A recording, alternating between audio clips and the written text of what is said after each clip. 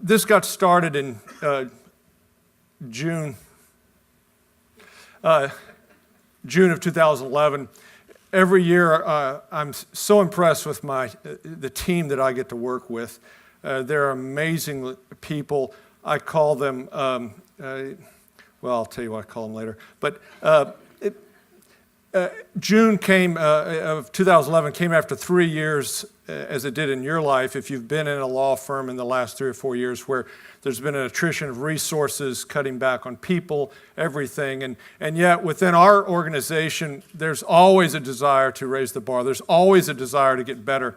And yet what I was seeing over and over again was a level of stress, frustration, and I didn't know if I had it in my stomach to ask them to raise the bar, frankly. I know many of you that are, have teams, you can kind of feel that. There was more attorneys, there was more groups, but whether I could find a way to raise the bar, and so it led me on a journey, and this is kind of the outset. We're not going to have time to go through these really, really entertaining slides. But I'll tell you what, let me just give you the quick overview. You know, in our groups, in our organizations, we have activities, events, roles, responsibilities that we're all responsible for. And what we see over and over again is team members who become very frustrated because they're working with an attorney and they won't listen to them.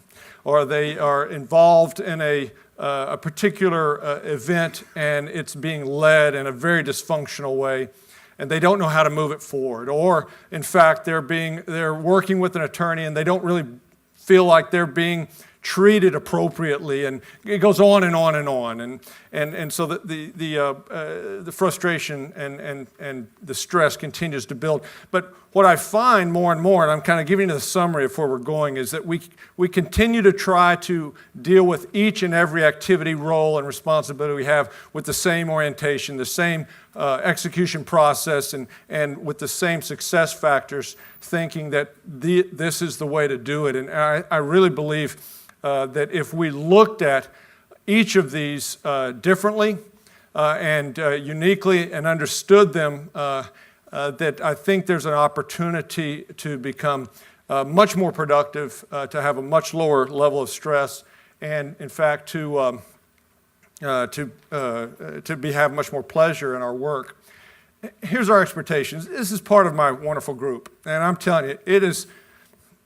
I can't talk about them too long because I'll get choked up. These are amazing people, stunning people who surprise me on a daily basis and impress me, okay? And our expectations, I'm sure in your group, are the same way. We want to create value. We really want to make a difference. We want attorneys to do what we say. We're delusional. But we really want that, you know? And honestly, you know, at our worst moments, we just want to do our jobs. We absolutely want to do our jobs. And so what do we find, though? We find these guys, okay? They're standing there, and what's the experience we have with them? What happens when we're with them? Well, they don't know what they want, okay? They really don't. You know that, right? You walk into the room, they've got something here, but you know in your heart of hearts, they really don't know what they want. They love legacy activities. You know, if they did it 30 years ago, let's do it now, you know.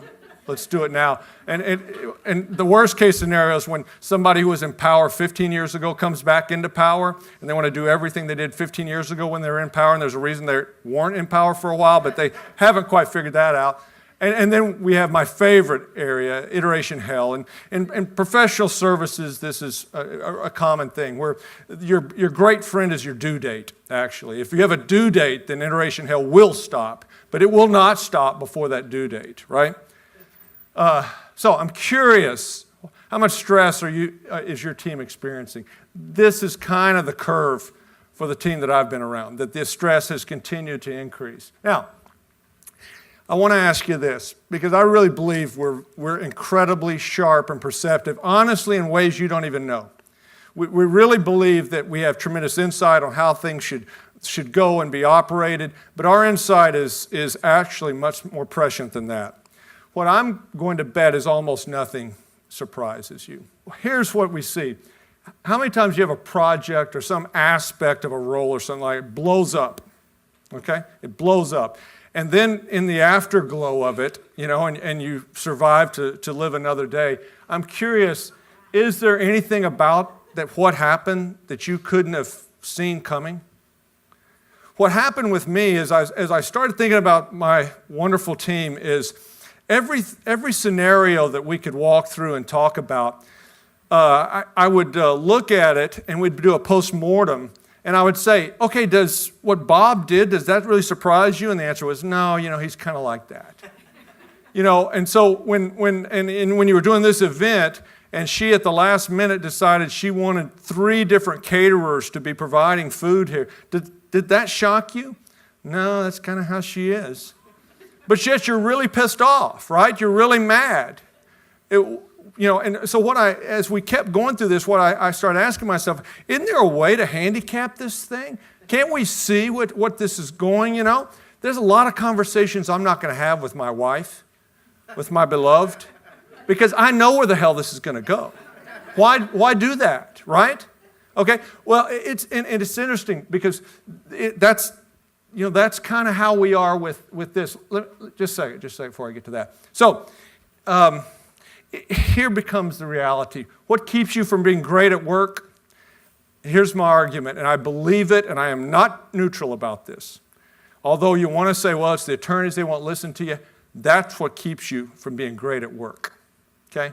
That's me. If you can't, that's me. And that's what keeps me from being great at work. I believe we're so talented and we're so experienced that the only thing that keeps us from going to higher and higher levels is frankly, that many times our professionalization of what we do is very, very limited. Okay?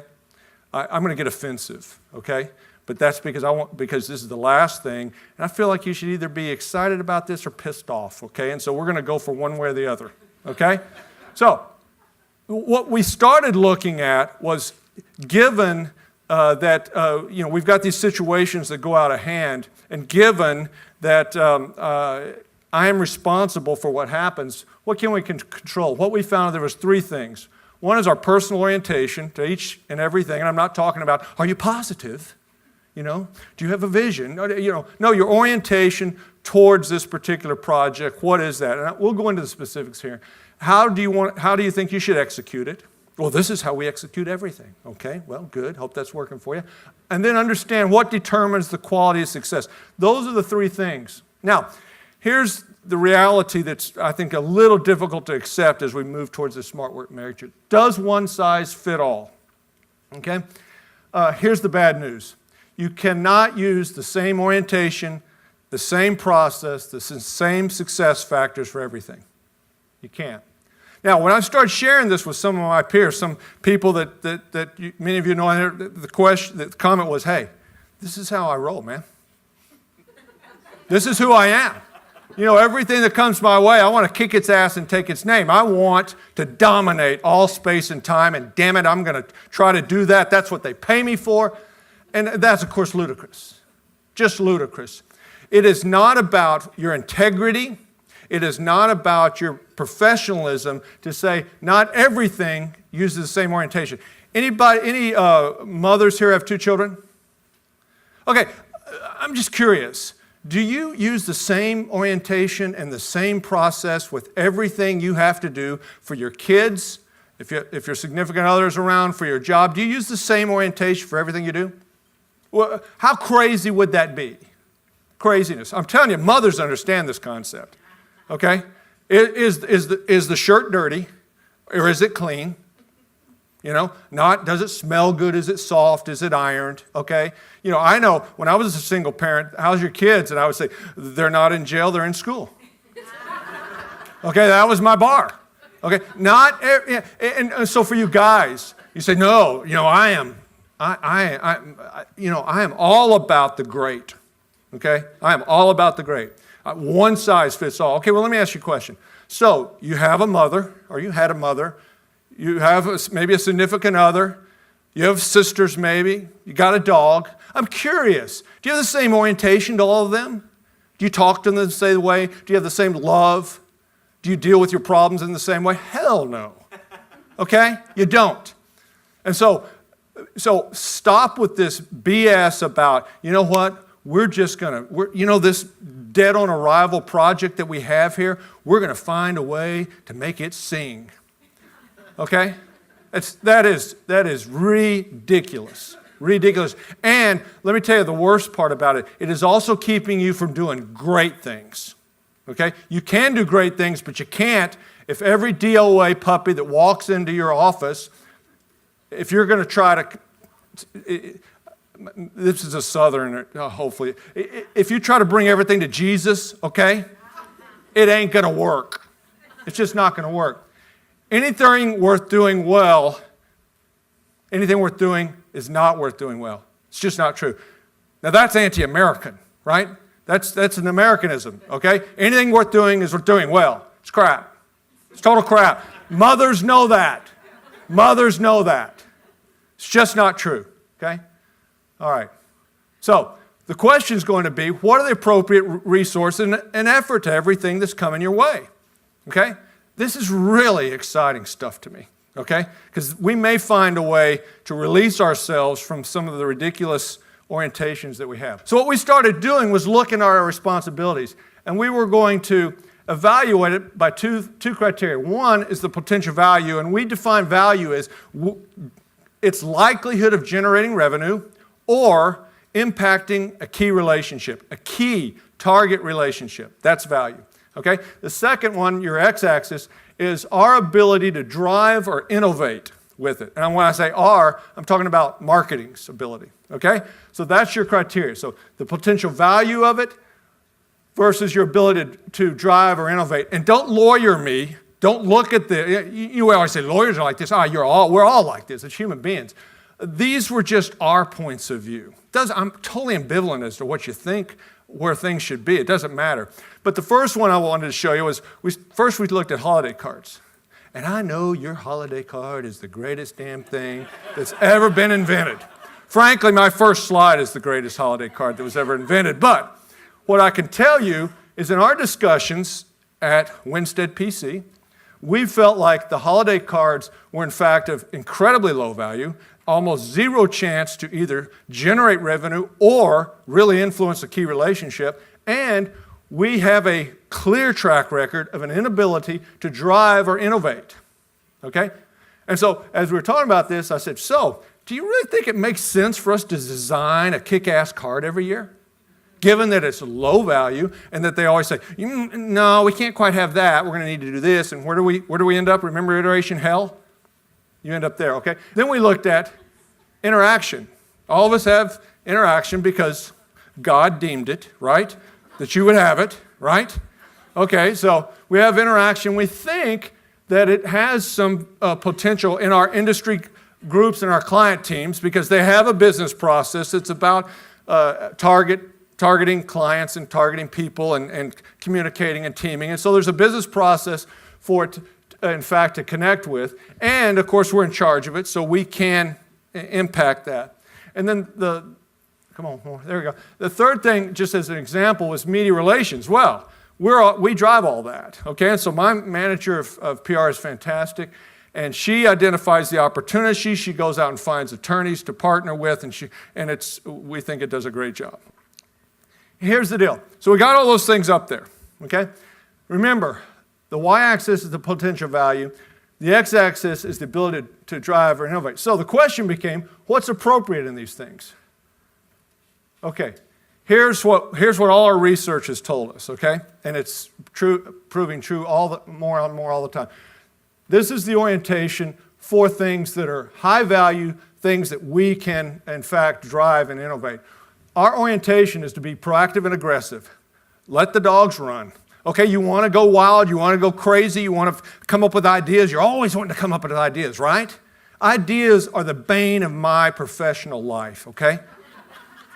They are.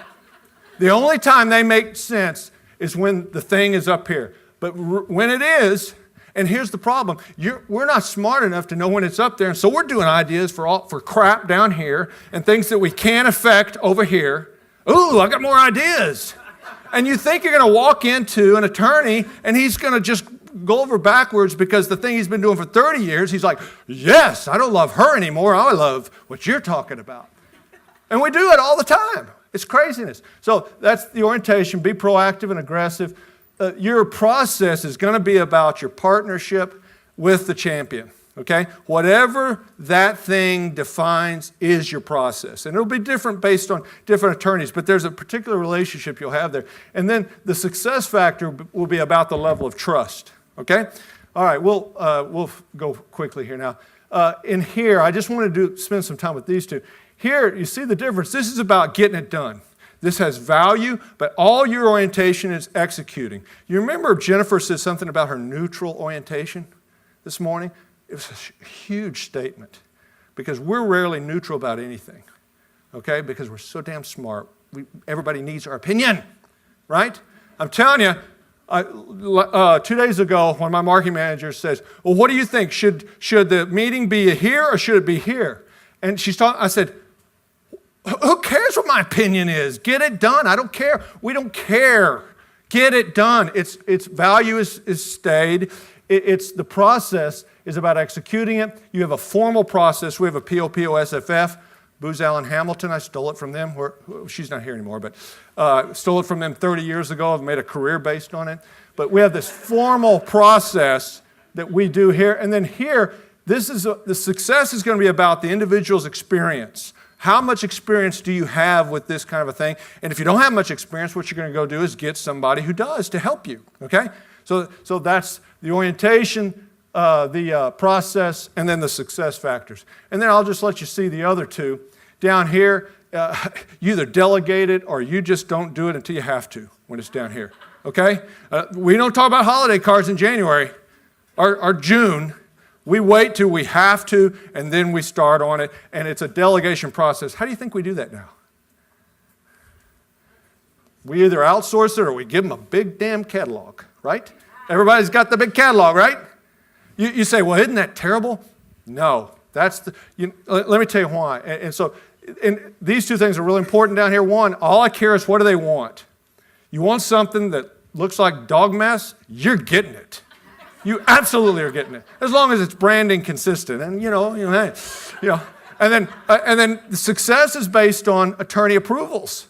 Once they say, this is what you wanted, here's what it is, are we good? Walk away. The the great Moneyball line. Once you got what you want, you hang up, right? You always hang up. So that's what this is. This over here, this is the Twilight Zone. And it's so deceptive. We think this is fantastic. Ooh, I get to do what I want. But it sucks. Nobody cares about it. Why would you put any time? Yeah, but I can have fun. No, that's not where you want to have fun. You want to be having fun up here. A couple of things. So we are ambitious. We want to do better. We want to bring people to the light. Okay, right? The only thing that takes anything from here to here in our research, the only thing from south to north is targeting. And what that means is your idea doesn't mean squat. Your great idea about getting the T-shirts from green to blue, nobody cares. That's where all humans go. Let's plan. And what we're going to talk about is the color of the T-shirts. Okay? It is about targeting. This is the only thing. Now, give me an example, and you'll know this immediately. RFPs. I'm sorry, it's an act of faith. But RFPs, which we feel like are down here, very little chance. But let's say we have a client team, right? And the client team that is a target does an RFP. Well, guess what? It's up here now. Because we have a relationship, we understand that organization, and we're spending time on it. And so targeting moved this up. Hell, maybe even a holiday card, conceivably, for a construction contract company. I don't know. I don't want to go there. I certainly don't want to make that suggestion within my firm. But so if we want to do better for our firm, we're going to talk about targeting. Now, in order for things to move across here, this is going to be trust. But what's interesting about trust is it's not what we think it is. Once again, Carol was talking all about the level of comfort. It's about experience. It's what they can bring to mind. It is not going to be about, I just love you, Alan. I just love you, and I will believe whatever you say. Well, and Ellen does, of course. But level of comfort is art and science. How do we develop level of comfort with these people? The function of time. There are things that if I take 9 months to plan and execute, I can kick ass and take names. If I take 2 months, even 3 months, 9 months, I can bring an attorney through experiences and interactions, give them time to think about really weird ideas, and they can get on board with it. Either I give them a literal experience or I give them time. If they happen to be innovative, they have to be innovative. They got to be in the top 20%. They can't be, but time is a huge thing in that. Obviously doing the day-to-day spot on. The other thing that we've seen in our research is trust isn't built because I did a fantastic job last year. In fact, the rule of thumb is that 2 steps forward, 1 step back, always. Always. 2 steps forward, 1 step back. And so we're going to do a cutting edge thing 1 year, and guess what we're going to do the next year? What do you think we're going to do the next year? The same thing. We're not going to do a cutting edge thing. We're going to do the same we did last year. You see? We've already lost the fact that it was cutting edge, but we're going to do it again. And what do you think we're going to do the next year? The same thing.